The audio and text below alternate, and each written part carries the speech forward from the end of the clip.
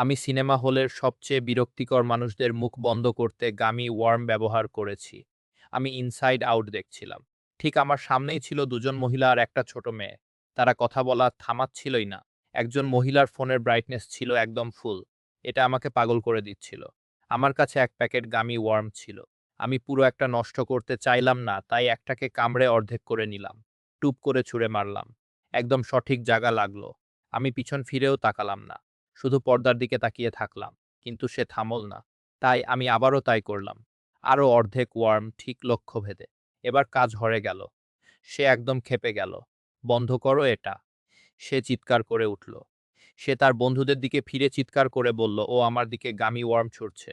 তারা সবাই পিছন ফিরে তাকালো। তারা আমার দিকে একদৃষ্টে চেয়ে থাকলো। তারপর ছোট মেয়েটি বলে উঠল, আচ্ছা, এটা নিশ্চিতভাবে ওই লোকটা করেনি। পুরো জম্পেশ ব্যাপার। তারা আবার সামনের দিকে ফিরল। ফোনের আলো কমে গেল। কথা বলা বন্ধ হলো। একদম চূড়ান্ত